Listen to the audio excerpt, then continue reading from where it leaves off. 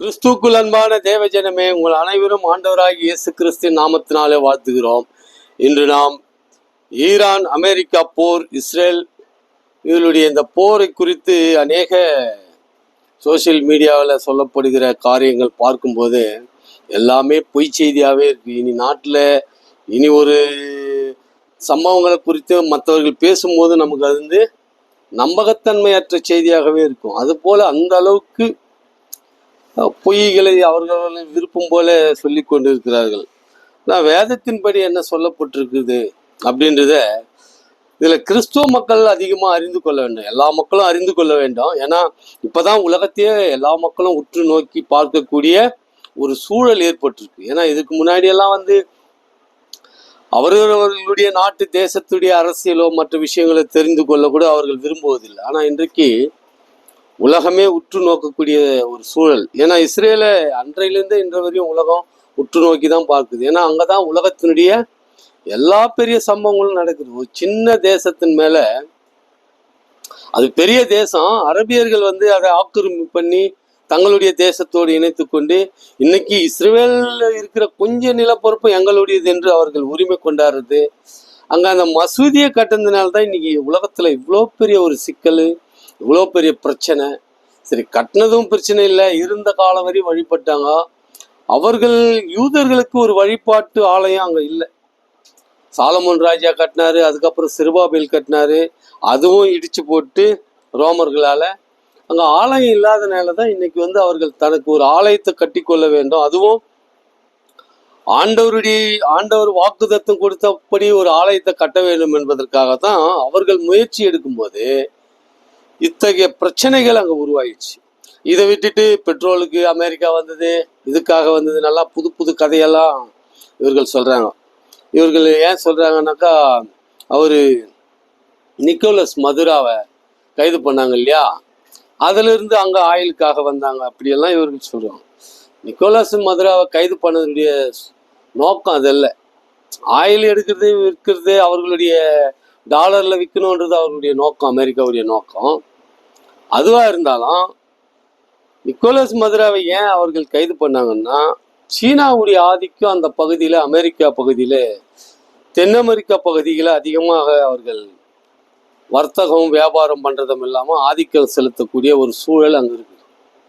இதையெல்லாம் பார்த்து தான் அவர்கள் வந்து அமெரிக்கா முன்னெச்சரிக்கையாக, ஏன்னா அவர்கள் உலகத்தில் மற்ற இடத்துல வந்து எல்லாத்தையும் பண்ணுறவங்க, அவர்கள் நாட்டு பகுதியிலே இது போன்ற எதிர்ப்பான நாடுகள் வந்து அங்கே வரும்போது தான் அவர்கள் வந்து அந்த நடவடிக்கை எடுத்தார்கள். இதுதான் சாதாரண விஷயம். இது வந்து பெருசாக வந்து அமெரிக்காவை குற்றம் சொல்லணும் அப்படின்றதுக்காகவே வந்து ஒன்றும் இல்லை. ஒரு ஊரில் ஒருத்தர் வலிமையாக இருக்கிறாருன்னா எல்லா மக்களும் குற்றம் சொல்லுவாங்க அவரை, நல்லதே பண்ணாலும். அந்த ஒரு மனநிலை தான் இது. அதே போல் வந்து பார்த்தீங்கன்னா கியூபாவை பிடிக்கிறதுக்கு இருக்கிறாரு. ஏன்னு சொன்னால், ஒரு காலகட்டத்தில் ரஷ்யா வந்து கியூபாவில் அணு ஆயுதத்தை கொண்டு வந்து வச்சாங்க. போர்க்கப்பலை தந்தாங்க நிறுத்தி. அது அமெரிக்காவுக்கு ஒரு அச்சுறுத்தலாக இருந்ததுன்றதுனால அந்த பிரச்சனைகளெல்லாம் முடிஞ்சு இப்போ கியூபாவை தன் பக்கம், கியூபான்றது அமெரிக்கா ஓரத்தில் இருக்க ஒரு சின்ன பகுதி தான், அதை நாம் கட்டுப்பாட்டில் எடுப்போன்றாங்க. யார் கட்டுப்பாட்டில் எடுத்தாலும் மக்கள் நிம்மதியாக இருக்கிறார்களா என்பது தான் முக்கியம். இப்போ வந்து பார்த்தீங்கன்னா, ஈரான் மக்கள் வந்து சிறைவாசம் தான், எல்லா மக்களுக்குமே சிறைவாசம் தாங்க. நின்னா குற்றம், உட்காந்தா குற்றம், நடந்தா குற்றன்ற மாதிரி எல்லாமே குற்றம். இப்போ அமெரிக்கா கூட நிறைய போரில் வந்து பின்வாங்கி வருவாங்க. பின்வாங்கினா தோற்பதல்ல. தோற்பதுன்னா அமெரிக்காவை தோற்கடிக்க இன்னைக்கு உலகத்தில் நாடுகள் இருக்கான்னா அப்படி எதுவும் நாடு இருக்குதா நமக்கு தெரில. என்ன பெருமைக்கு எல்லாரும் சொல்லி கொள்ளலாம், நாம் அடிப்போம், இவங்க அடிப்பாங்க, அவங்க அடிப்பாங்க. ஒரு நாட்டால் அடிக்க முடியாது. அவன் சொல்லுவான் ரஷ்யா அடிக்கும், சைனா அடிக்கும். அவன் இருக்கிற நாட்டால் அடிக்க முடியாது. அதனாலே மற்ற மேலே கோத்து விடுறது. அமெரிக்கா அடிக்கிற அளவுக்கு வலிமை பிறந்த நாடுகள் இன்னைக்கு பூமியில் இருக்கானா இல்லைன்னு தான் சொல்லணும். ஆனால் அமெரிக்கா விழுமா, அவர்களுடைய இராணுவ பலம் இழப்பார்கள்னா கண்டிப்பாக இழப்பார்கள். அது ஒரு காலம் இருக்குது, அதுக்கு ஒரு சூழல் இருக்குது, அதுவும் வேதத்தில் இருக்குது. என்னென்ன அமெரிக்கா பலம் இருக்குன்னு இல்லை, இஸ்ரேல் மேலே போருக்கு வரும் ரஷ்யா, சைனா, வடகொரியா, துருக்கி, இவர்கள் எல்லாம் வந்து இஸ்ரேல் மேலே போருக்கு வருவார்கள். அந்த காலகட்டத்தில் ஐரோப்பா வரும். ஐரோப்பா தான் உலகப்போர். அந்த காலகட்டத்தில் ஐரோப்பா வரும்போது ஐரோப்பா தான் எழுச்சி பெறுமே தவிர, அப்போ அவர்கள் எழுச்சி பெறும்போது அமெரிக்காவுடைய வலிமை குறையாது. அவர்கள் இந்த இவ்வளோ நாள் உலகத்துக்குள்ளே இருந்த எல்லா பிரச்சனையிலிருந்து அவர்கள் பின்வாங்குவாங்க. பிரச்சனையில பின்வாங்கிறத விட அவர்களுடைய அந்த டாலர் மதிப்பு இழப்பு ஏற்படும். யூரோப்பினுடைய யூரோ நாணயத்தினுடைய மதிப்பு அதிகரிக்கும். ஏன்னா இன்னைக்கு உலகத்தை ஆளுகை செய்து அமெரிக்காவுடைய டாலர். அது போல நாளை யூரோப்பினுடைய யூரோ தான் ஆளுகை செய்யும். ஏற்கனவே இங்கிலாந்து ஆளுகை செய்யும் போது பவுண்டு தான் ஆளுகை செய்யுது. அது மாதிரி ஒவ்வொரு ஆட்சி காலத்துல ஒவ்வொரு சூழ்நிலை இது மாதிரி மாற்றங்கள் ஏற்படும். அந்த மாற்றங்கள் ஏற்படும் போது அப்போ அமெரிக்காவுடைய டாலரு அதனுடைய பண மதிப்பை இழக்கும். இப்போ அதனுடைய பண மதிப்பை இழுக்கும் போது அமெரிக்காவுடைய டாலர் பண மதிப்பு இருந்ததுன்னா அப்போது யூரோவுடைய பண மதிப்பு அதிகரிக்கும். யூரோவுடைய பண மதிப்பு அதிகரிக்கும் போது அவர்கள் தான் உலகத்தை ஆளுகை செய்வார்கள்.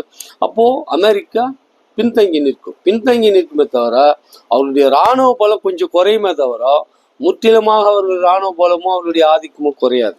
அதுக்கு இன்னொரு காரணம் கூட ஒன்று உண்டு. அவர்கள் செல்வம் செழிப்பாக வாழ்ந்தே பழக்கப்பட்டவர்கள். யாரு? அமெரிக்கர்கள். செல்வம் செழிப்பும் மிகப்பெரிய சுதந்திரம். இரவு 1 மணிக்கு 2 மணிக்கு பெண்கள் போவாங்க கார்ல. அவர்கள் பெண்கள் நிர்வாணமா அந்த தேசத்துல போனாலும் அவங்கள யாரும் கண்டிக்கவும் மாட்டாங்க, திட்டவும் மாட்டாங்க, தண்டிக்கவும் மாட்டாங்க, அறிவுறுத்துவாங்க, அவ்வளவுதான். ஆனா இந்த ஈரான்ல பாத்தீங்கன்னா அந்த 1 வருஷத்துல 1000 பேருக்கு மேல தூக்கில போட்டிருக்காங்க. அதுலயும் பெண்கள், இளம் வயது பெண்கள் எல்லாம் என்னடா குற்றம் பண்ணாங்கன்னா ஒரு குற்றமும் பண்ணல. அரசு இத்தனை 40 ஆண்டுகளா அரசாட்சி பண்றான். இத்தனை ஆண்டுகளா அந்த நாடு வளர்ச்சி பெறல. உலகத்துல எண்ணெய் வளம் இல்லாத நாடெல்லாம் மிகப்பெரிய வளர்ச்சி பெற்றிருக்கு. எண்ணெய் வளம் இருக்கிற இந்த நாடு ஏன்டா வளர்ச்சி பெறல? அதுக்காக மக்கள் புரட்சி செஞ்சா அந்த புரட்சியில ஆயிரக்கணக்கான மக்களை கொலை செஞ்சிருக்கு. யாரு? Ali Khamenei. அதனால ஆயிரக்கணக்கான மக்களை கொலை செஞ்சுட்டு இந்த மக்கள், உலக மக்கள் எல்லாம் ஈரானுக்கு சப்போர்ட்டா பேசுறது அந்த இஸ்லாமிய மக்கள் பேசுவாங்க, அது அவர்களுடைய கடமைனே வச்சுக்குமே. ஆனா உண்மைக்கு புறம்பா யாருமே பேசக்கூடாது. 2 நாள் 3 நாள் போராட்டத்துல ஆயிரக்கணக்கான மக்களை கொலை செய்யற ஒரு அரசாங்கம், ஒரு அதிபர், ஒரு சுப்ரீம் லீடர் என்று இது எந்த விதத்துல நியாயம்? இவர்கள் எந்த விதத்தில் நேரானவர்கள் அப்படின்னு இவர்கள்லாம் விளக்கம் சொல்ல முடியுமானா விளக்கம் சொல்ல முடியாது. அமெரிக்காவில் எவ்வளவு போராட்டம் நடக்குது. இஸ்ரேல்ல 10 நாளுக்கு மேலாம் போராட்டம் நடந்திருக்கு. லட்சக்கணக்கான மக்கள் பெஞ்சமின் நெத்தன்யாகு வீட்டுக்கிட்டவே போயிட்டாங்க போராட்டத்துக்கு. ஆனாலும் ஒருவரையும் அவர்கள் கொல்லவில்லை. அதுதான் அன்பு. தான் மக்கள் மேல வைக்காத அன்பு அடுத்த நாட்டு மக்கள் மேல, அடுத்த மனிதர் மேல எப்படி அன்பு வைப்பார்கள்? இதெல்லாம் உலகம் புரிந்து கொள்ளாமல் அமெரிக்கா மேல இருக்கிற வெறுப்பாலையும், இன்னைக்கு இத்தனைக்கும் அமெரிக்கா உலகத்துக்கு நன்மை தான் செஞ்சிருக்கு. நிறைய நாடுகளுக்கு இந்த காச நோய், எய்ட்ஸ் தீர்க்க முடியாத, மருந்து வாங்க முடியாத ஏழை நாடுகளுக்கெல்லாம் அமெரிக்காவில் உள்ள செல்வந்தர்கள் பணம் அனுப்புறாங்க. நிறைய நாடுகளுக்கு கடன் கொடுக்குறாங்க, எல்லாம் தான் பண்றாங்க. ஆனாலும் பார்த்தீங்கன்னா 10 ரூபாய்க்கு பயன்பெறாத நாடெல்லாம் ஆதரிச்சு பேசக்கூடிய இந்த உலக மக்களே, ஏன்னா அமெரிக்கா யாரனாலும் அடிக்கிறான என்ற ஒரு வெறுப்பு, விரக்தி இவங்களுக்கு.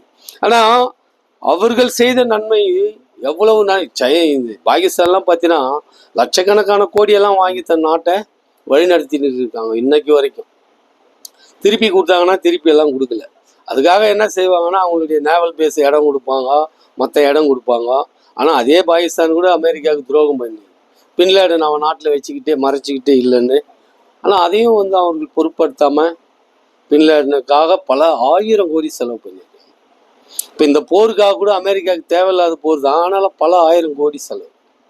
இப்போது இதில் என்னடான்னா ஈரானுக்கும் இஸ்ரேலுக்கும் சம்பந்தமே இல்லை. 1000 கிலோமீட்டர், 2000 கிலோமீட்டர், கிட்டத்தட்ட 1500 கிலோமீட்டருக்கு மேலே உள்ள ஒரு பகுதியில் ஏன் விரோதம் வருது அப்படின்னா ஒரு காரணம் இல்லை. அங்கே உள்ள அல்-அக்ஸா மஸ்ஜித், அந்த மசூதியை காப்பாற்றுறதுக்காக இஸ்புல்லா என்ற அமைப்பையும் ஹமாஸ்ன்ற தீவிரவாத அமைப்பையும், ஈராக்கில் ஒரு 5-6 தீவிரவாத அமைப்புகள் இருக்கு. அது அந்த ஹவுத்தி என்ற தீவிரவாதிகள், இவர்கள் எல்லாரும் சேர்ந்து இஸ்ரேலை அடிக்கடி தீவிரவாத தாக்குதல் பண்றது யாருன்னா இந்த ஹமாஸ் தான். இந்த 70 ஆண்டுகளா தீவிரவாத தாக்குதல் அவங்க பண்ணிக்கிட்டே இருக்கான். இப்போ இந்த 40 ஆண்டுகளாக தான் சரி இதுக்கு நாம சப்போர்ட் பண்ணணும்னு ஈரான் என்ன பண்ணியிருக்கு, இந்த அயதுல்லா கமேனி வந்த பேர் தான். அவர் ஒரு மத தலைவர் இல்லையா. எந்த நாட்டில் மதம் ஆட்சி பண்ணுதோ அந்த நாடு இப்படிதான் நாசமா போயிடும். ஆட்சி வேற, மத சார்ந்த அந்த மத துறவிகள் இருப்பாங்க, இந்த மதத்தை வழிநடத்தக்கூடியவர்களோ அவர்கள் பண்றது வேற. ஆனா அதுல ஆட்சி அதிகாரங்கள் கலந்தா இப்படிதான் நாசமா போயிடும் நாடு.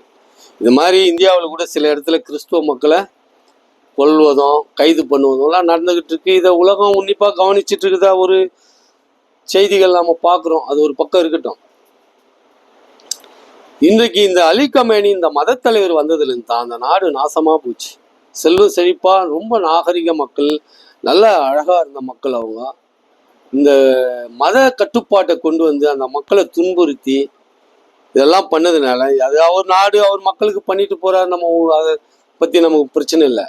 ஆனா இஸ்ரேல் இருக்கிற அந்த அலக்ஸா மசீதியை எங்க இஸ்ரேல் உடைச்சிருமோ அங்க அவர்களுடைய 3வது தேவாலயம் கட்டுவார்கள் என்றதை தெரிஞ்சுக்கிட்டு இப்ப முயற்சி பண்ணிட்டு இருக்காங்க.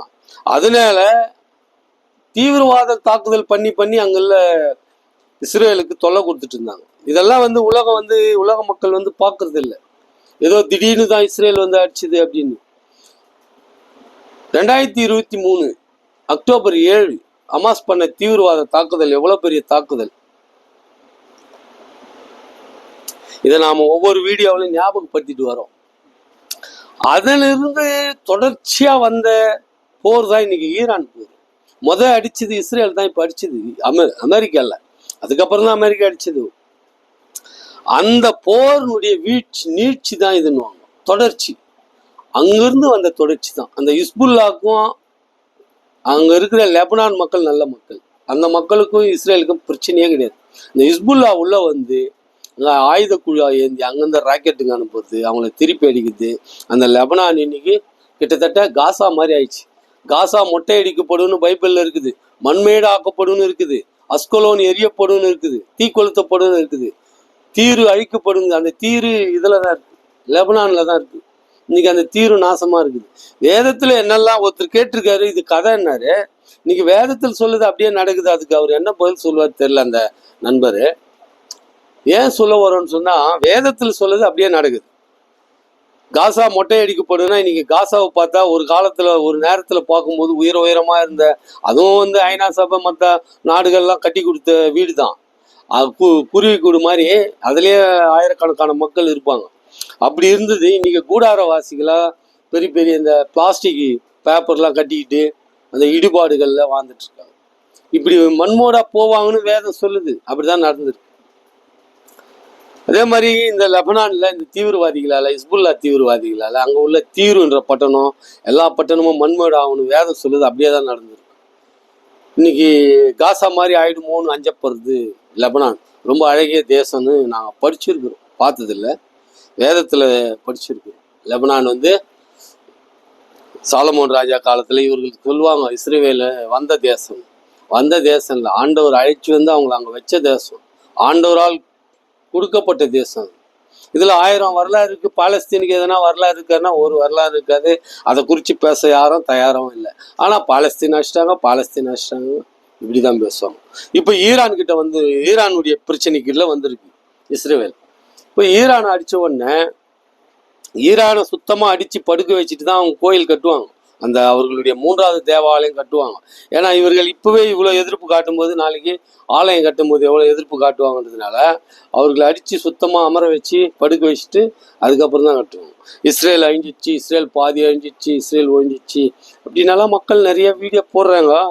ஆனா அங்க நேரடியா போயிட்டு சர்வதேச ஜேர்னலிஸ்ட் அவர் ஒரு வீடியோ போட்டிருந்தார், பார்த்தேன் நான். அதில் அங்கே அவருடைய நிருபரே காட்டிக்கிட்டே பேசுகிறாரு. இப்போ ஒரு ராக்கெட் வந்தது, அங்கே ஒரு ராக்கெட் வந்தது, 70-80 ராக்கெட் வந்தது, எல்லாத்தையும் தடுத்தாங்க. ஒரு 4-5 விழுந்திருக்கு, அதில் 2-3 வேஸ்டான இடத்துல விழுந்திருக்கு தான், எதுவும் பில்டிங் இல்லாத இடத்துல 2 மட்டும்தான் இட்டடிச்சிருக்கு, பில்டிங் மேலே விழுந்திருக்கு. அதுவும் ஒரு சேதங்கள் தான், சரி செய்யக்கூடிய ஒரு சேதங்கள். ஒரு சில பில்டிங்கு ஃபுல்லாகவே விழுந்திருக்கு அப்படின்னு. ஆனா ஈரான் பார்த்தீங்கன்னா கட்டி எழுப்புன்னு 20 வருஷம் 30 வருஷம் நம்ம சொல்லல, அவங்க தான் சொல்றாங்க, ஈரான்ல தான் சொல்றாங்க. அதனாலதான் பணம் கூட கேட்குறாங்க. இந்த பேச்சுவார்த்தையில என்ன கேட்குறாங்க, எங்களுக்கு இழப்பீடு தரணும், எங்க தேசம் முற்றிலுமாக நீங்க பாதி அழிச்சிருக்கீங்க, அதை கட்டி எழுப்பணும்னா லட்சக்கணக்கான கோடி செலவாகும், அதை நீங்க இழப்பீடா தரணுன்றாங்க. அமெரிக்கா அது கூட தரேன்னு ஒத்துக்குச்சு, அதை கூட தரேன்னு ஒத்துக்குச்சு. ஆனாலும் இவர்கள் வந்து அதை விடலை, பேச்சுவார்த்தையில விட்டு கொடுக்காம. ஏன்னா இவர்கள் கெட்டு போறாங்க, கெட்டு போறவன் விட்டு கொடுக்க மாட்டான், விட்டு கொடுக்குறவன் கெட்டு போக மாட்டான்ற மாதிரி அமெரிக்கா ஈரானுக்கோ மற்ற நாட்டுக்கோ பயந்தெல்லாம் செய்யாது. ஏன்னா அவர்கள் போற விரும்பாத மக்கள், அரசு விரும்பினாலும் மக்கள் விரும்பாதவங்க. ஏன்னா இங்க போர் நடக்குது, அவங்க போராட்டம் நடத்துறாங்க போர் வேண்டான்னு. இதே ஒரு ஆதிக்கம், இதே ஆயுத வலிமை, இதே உலகத்தில் சர்வாதிகாரம் கண்ணக்கூடிய ஒரு இஸ்லாமிய நாடா இருந்தா கொண்டாடுவாங்க அவங்க. இப்போ இஸ்ரேல் மேல தீவிரவாதிகள், அவதி தீவிரவாதிகளும் சரி, அமாஸ் தீவிரவாதிகளும் சரி, ராக்கெட் விட்டப்போ அந்த மக்கள் எப்படி கொண்டாடினாங்க, ஸ்வீட் கொடுத்து கொண்டாடினாங்க, இதெல்லாம் நம்ம பார்த்தோம். ஆனால் அமெரிக்கா மக்களோ இல்லை வேற எந்த கிறிஸ்துவ நாட்டு மக்களோ பார்த்தீங்கன்னா அது மாதிரிலாம் கொண்டாடி நம்ம பார்த்துருக்கவே முடியாது. காரணம் என்னடான்னா, இந்த மக்கள் கொன்று போரை விரும்பதில்லை. வியட்நாம் போரில் கூட இதே நிலைமை தான். ஒரு 12 வயசு குழந்தை சிறுமி நிர்வாணமாக ஓடி வரும், அதை பார்த்த மக்கள் அப்பவே போரை நிப்பாட்டின போராட்டம், உள்நாட்டில் போராட்டம் வரும்போது அவர்கள் போராட்டத்துக்காக விலகி வருவாங்க. ஆட்சி விட்டு விலகுன்னா விலகிடுவாங்க. அயதுல்லா கமேனி மாதிரி 12 லட்சம் ஆயிரக்கணக்கான மக்களை கொல்ல மாட்டாங்க. ஏன் இதெல்லாம் நம்ம சொல்றோம்னா, இவர்கள் குணங்களை புரிந்து கொள்ள வேண்டும். கிறிஸ்துவ மக்கள் அதிகமாக புரிஞ்சு கொள்ள வேண்டும். ஏன்னா கிறிஸ்துவ மக்களே நிறைய பேர் என்ன பண்றாங்கன்னா, தெரியாம இது சரியா அது தப்பான்னு சரியாம பேசக்கூடியவர்களையும் நாம பார்க்கிறோம். இது எல்லா மக்களுமே தெரிஞ்சுக்கணும். அதனால இஸ்ரேலை ஒரு காலம் ஒருவராலையும், ஒரு நாட்டாலையும் இல்லை, எந்த நாட்டாலையும் அழிக்க முடியாது. இப்போ அதை விட்டுருவோம். இப்போ இந்த ஹார்மோஸ் நீர்வழி பாதை, இது சர்வதேச கடல் பாதை. சர்வதேச கடல் பாதைனா உலகத்தில் உள்ள எல்லா நாட்டுக்கும் பொதுவான ஒரு வழித்தடம். அந்த வழிப்பாதையை முதல் மறிச்சு பிளாக்மெயில் பண்ணது யாருன்னா அமெரிக்கா, இது ஈரான். இப்பதான் அமெரிக்கா பண்றாங்க. ஃபர்ஸ்ட் பண்ணது யாரு? ஈரான். அந்த வழியில போனா கட்டணம் கட்டிட்டு போனோம், எங்களுக்கு நிறைய செலவு இருக்குது, நிறைய பில்டிங் இடிஞ்சிருச்சு. இதெல்லாம் யாரால் இடிஞ்சுது? உனக்கு போர் யாரோட பண்ணணும்? அமெரிக்காவோட, இஸ்ரேலோட. அங்க போர் பண்ணதை விட்டுட்டு பொது நாடுகள், உலக நாடுகள் பொதுவாக போகக்கூடிய அந்த வழித்தடத்தை மறிச்சு கட்டணம் வசூல் பண்றது, இது பிளாக்மெயில் பண்றது, இது யார் பண்ணுவான்னா தீவிரவாதிங்க தான் பண்ணுவாங்க. தீவிரவாதி தான் அந்த நாட்டில் உள்ள முக்கியஸ்தரையும் இல்லை செல்வந்தர்களையும் கடத்தின்னு போயிட்டு எனக்கு இவ்வளோ பணம் கொடு, இந்த செயல் செஞ்சாதான் விடுவேன்னு. நம்ம நாட்டில் கூட வாஜ்பாய் பீரியட்ல என்ன பண்ணிட்டாங்கன்னா, இந்த நேபாளிலேருந்து ஒரு பயணிகள் விமானத்தை கத்தின்னு போயிட்டானுங்க ஆப்கான் தீவிரவாதிகள். அவனுக்கு பாகிஸ்தான், ஆப்கான், அவங்க எந்தெந்த நாட்டினாலும் இருப்பானுங்க. ஆனால் தலைமை பார்த்தீங்கன்னா பாகிஸ்தான். ஆப்கானிஸ்தானில் எடுத்துன்னு போய் காந்தகாரில் நிற்க வச்சுட்டு தீவிரவாதிகள்லாம் ரிலீஸ் பண்ணுன்னு வேற வழி இல்லாமல் விட்டாங்க இந்தியா. அதுக்கப்புறம் பணம் கேட்டானுங்க. இது மாதிரி அதில் வேற புது கல்யாணமானவங்க, ஒரு வாரம் கூட ஆகலை, அவங்க பாவம் டூருக்கு போயிருந்தாங்க, அவங்கள கொலை பண்ணாங்க.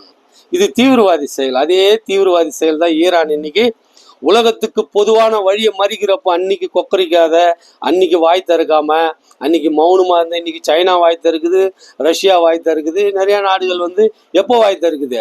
அமெரிக்கா போய் மடக்கி, அமெரிக்கா அந்த வழி எவனுக்குமே இல்லைன்னு பிடிச்சி வச்சிருக்கு பாரு, இப்போ வாய் திறக்குது. காரணம் என்னன்னா, அமெரிக்கா அங்கே இது பண்றதுக்கு இல்லை, ஸ்டேட் ஆஃப் ஹார்மஸ்ல எவனும் ஆதிக்கம் பண்ணக்கூடாது, எவனும் உரிமை கொண்டாடக்கூடாது அப்படின்றதுக்காக தான் அமெரிக்கா போயிருக்கு. அதை விட்டுட்டு அமெரிக்கா மேல குற்றம் சொல்றதுக்குன்னே பல யூடியூபர்ஸ் இருக்காங்க. இதை பண்ணும் அமெரிக்கா, அதை பண்ணும், ஓடிடுச்சு, பயந்துருச்சு, பணிஞ்சிருச்சு, பின் வாங்கிடுச்சு. ஆப்ரகாம் லிங்கன் அடிச்சிட்டாங்கன்னா இப்போ நின்றுனுக்குது, அது ரிப்பேருக்கு போச்சு, அது திரும்ப நின்றுட்டு இருக்கு. ஆப்ரகாம் லிங்கன் போர்க்கப்பல திரும்ப ஸ்டேட் ஆஃப் ஹார்மஸ் கிட்டவே நிப்பாட்டி வச்சிருக்காங்க. இவர்களுக்கு அமெரிக்கா பலம் தெரியலையா இல்லை எனக்கு ஒன்றும் புரியல. அமெரிக்கா இன்னைக்கு நேற்றுக்கு ஆயுதம் தயார் பண்ணல, 100 வருஷமா ஆயுத வியாபாரம் பண்றான். முதல் உலக போர்லேருந்தே ஆயுதம், அதுக்கு முன்னாடி இருந்தே ஆயுத வியாபாரி, அதுக்கு முன்னாடி இருந்தே ஆயுதம் தயார் பண்றாங்க. ஆயுதம் பற்றாக்குறை ஆயிடுச்சு, இது பற்றாக்குறை ஆயிடுச்சு. உலகத்துல எவ்வளவு நாடுகளுக்கு ஆயுதம் விற்கிறான், எவ்வளவு நாட்டுக்கு பாதுகாப்பு கொடுத்துட்டு இருக்கான். தென்கொரியா அவர்கள் பாதுகாப்பில் தான் இருக்கு, ஜப்பான் அவர்கள் பாதுகாப்பில் தான் இருக்குது, அரபு நாடுகள் எல்லாம் அவர்களுடைய பாதுகாப்பில் தான் இருக்கு, இத்தனை நாடுகளும் அவர்களுடைய பாதுகாப்பில் தான் இருக்கு. இவர்களுக்கு இஸ்லாமிய அந்த தீவிரவாத அமைப்புகளுக்கு என்ன கோபம் அமெரிக்கா மேலனா, அமெரிக்கான்ற ஒரு தேசம் இல்லைன்னா இன்னைக்கு உலகத்துல பாதி தேசத்தை நாம பிடிச்சிருக்கலாம் தீவிரவாதம் பண்ணிய அப்படின்ற நோக்கம். வேற ஒன்றும் இல்லை. ஆனால் அமெரிக்கா இல்லைன்னா இந்த நாடு உலகங்கள் எவ்வளோ கஷ்டப்படுன்றது அமெரிக்கா ஒரு 10 ஆண்டுகளுக்கு அமைதியாக இருந்தால் தெரியும் இவர்கள் படும் பாடெல்லாம். சும்மா இங்கே வாயில பேசிக்கிட்டு இருக்குது. எந்த நாட்டையும் போய் கிட்ட போய் அடிக்கிற தைரியம் உலகத்தில் ஒரே நாடு அமெரிக்காவுக்கு தான் உண்டு.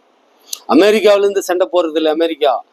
எந்த நாட்டை அடிக்கணுமோ அந்த நாட்டு பக்கமே அந்த நாட்டுக்கிட்டே போய் அடிக்கிறது, இந்த நாட்டில் இறங்கியே அடிக்கிறது தான் அமெரிக்காவுடைய தைரியம். அதனால தான் அது வல்லரசு. சும்மா எல்லாரும் நான் வல்லரசுன்னு சொல்லிக்குவோம். எல்லாம் அவன் நாட்டில இருந்தா சண்டை போடுவான், எவனும் போய் சண்டை போட மாட்டான்.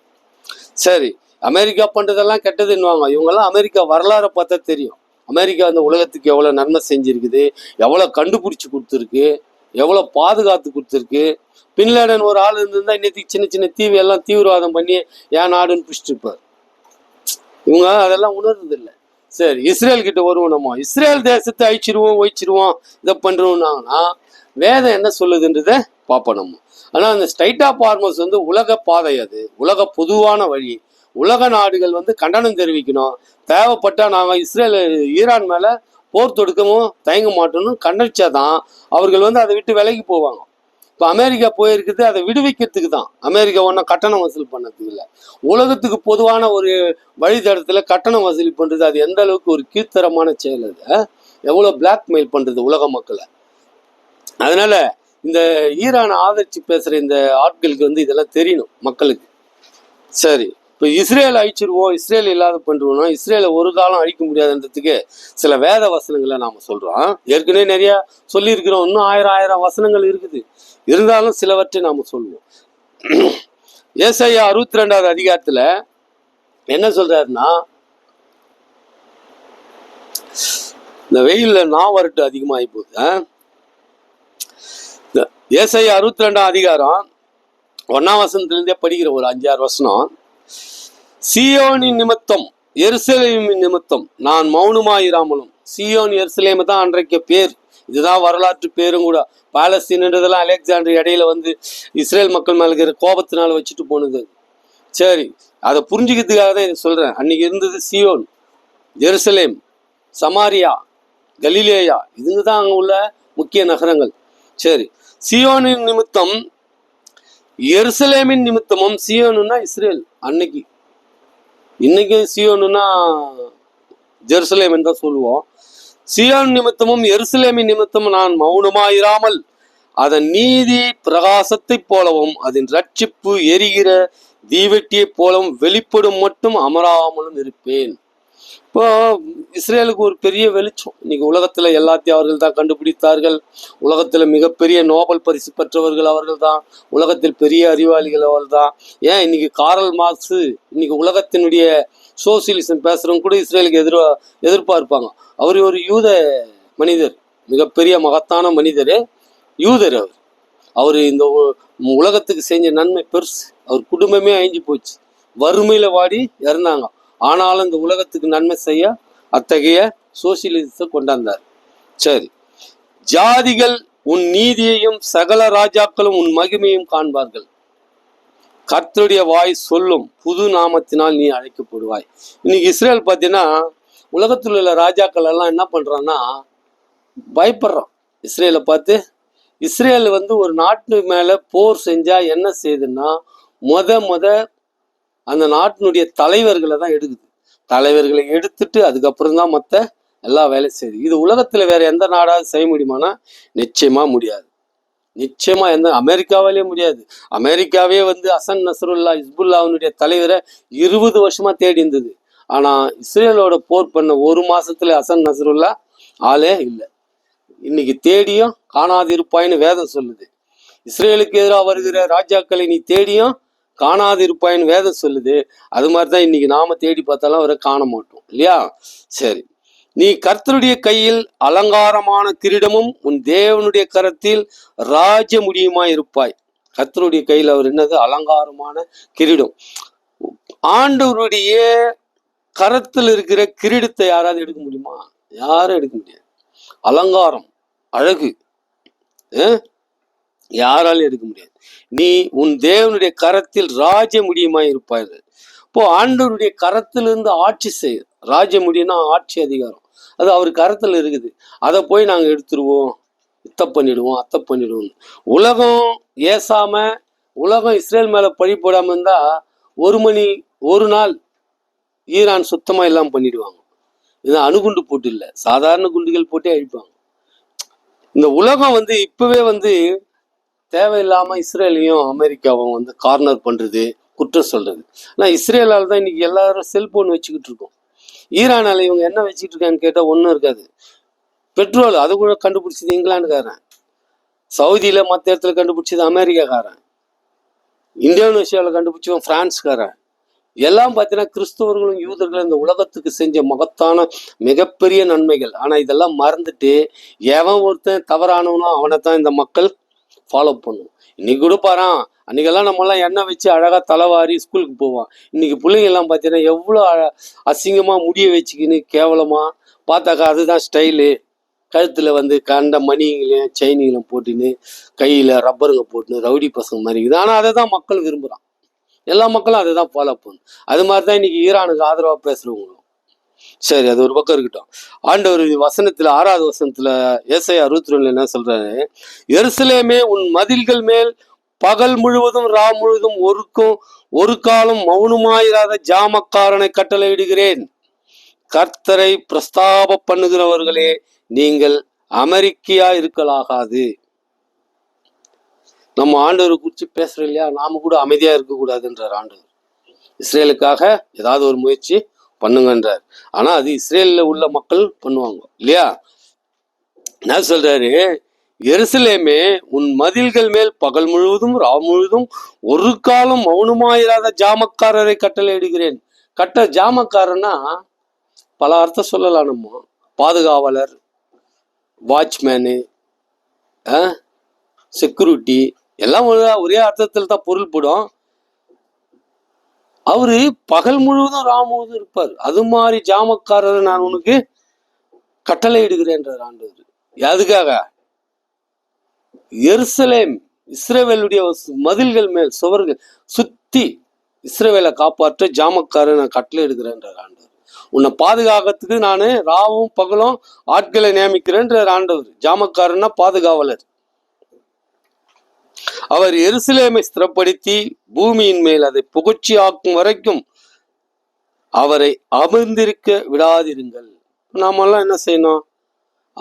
அவங்க அமைதியா இருக்க விடாதீங்க. ஆண்டவருக்கு உற்சாகப்படுத்துங்க, அவரை ஜெபம் பண்ணுங்க, வேண்டுதல் செய்யுங்க, அவர்கிட்ட மன்றாடிட்டே இருங்க அப்படின்னு. இதை இஸ்ரேல் மக்கள் அடிக்கடிக்கு ஜெபம் பண்றாங்க. ஜெபம் பண்ணிட்டு தான் போருக்கே போறாங்க யூத மக்கள். பெஞ்சமின் நெத்தனியாக அதை தான் செய்யறாரு. இப்போ ஆண்டவர் பாதுகாப்பு நான் வச்சிருக்கிறேன்றாரு. ஆண்டவர் பாதுகாப்பு வச்சு ஒரு தேசத்தை போய் நான் அழிச்சிடுவேன், பிடிச்சிடுவேன். அழிக்கிறதா இருந்தா எப்போ அழிச்சிருக்கணும். சுதந்திரம் வாங்கி மறுநாளே 10 லட்சம் பேர் கூட இல்லை. அந்த காலகட்டத்துல 6-7 தேசம் போருக்கு வந்துச்சு. அப்பவே ஜெயிக்க முடியலாம், இப்போ ஜெயிக்க முடியுமா? முடியாது. அதை உணரணும். உணராத இந்த யூடியூபர்ஸ் எல்லாம் பார்த்தீங்கன்னா இஷ்டம் போல வியூஸ் வரணுன்றதுக்காக நொறுக்கி விட்டது, அழித்து விட்டது, காணாமல் போய்விட்டது, இவர்களுக்கு டைட்டில் கொடுக்கறது. ஓடிக்கொண்டு இருக்குது அமெரிக்கா போர்க்கப்பல் அப்படின்னு எல்லாம் இவங்க சொல்லுவாங்க. சொல்றவங்க எல்லாம் அமெரிக்கா கிட்ட போய் சண்டை போடுவாங்கன்னா அந்த திராணி உலகத்துல எந்த நாட்டுக்கும் இல்லை. ஆனா அமெரிக்கா உலகத்துல எந்த நாட்டுக்கிட்டையும் போய் சண்டை போடும். இப்ப சைனா அடிக்கணும்னா கூட சைனா கிட்ட தான் சண்டை போடும். அந்த அளவுக்கு வலிமை உள்ள தேசத்தை போயிட்டு அது தீமை செஞ்சா பரவாயில்ல, பல நன்மைகள் செஞ்சிருக்காங்க அவங்க. அதெல்லாம் இவர்களுக்கு தெரியாது. சரி, இப்ப எருசலேமை அழிக்க முடியாது, நான் ஜாமக்காரனை உனக்கு மதில்கள் மேல ரா முழுதும் பகல் முழுதும் நான் கட்டளை இடுவேன்றார. ஆண்டவர் கட்டளையிட்ட ஒரு தேசத்தை அழிப்பு என்று கூறுது. இதை கிறிஸ்துவ மக்கள் நன்கு வேதத்தை படிச்சு உணர்ந்து கொள்ள வேண்டும். மற்ற மக்களும் உணர்ந்து கொள்ள வேண்டும். வேதத்துல என்ன சொல்லியிருக்குதோ அது இன்னைக்கு இஸ்ரவேல்ல நடந்து கொண்டிருக்கிறது. இதை உலக மக்களும் அறிந்து கொண்டு ஆண்டவரை நேசிக்க, ஆண்டவரை பின்பற்ற எல்லா மக்களும் ஆயத்தப்பட வேண்டும் என்று கூறிக்கொண்டு இத்துடன் இந்த பதிவை முடித்துக் கொள்கிறேன். ஆண்டவராகிய இயேசு கிறிஸ்துவே துதி கன மகிமை என்றென்றும் இருப்பதாக. ஆமென்.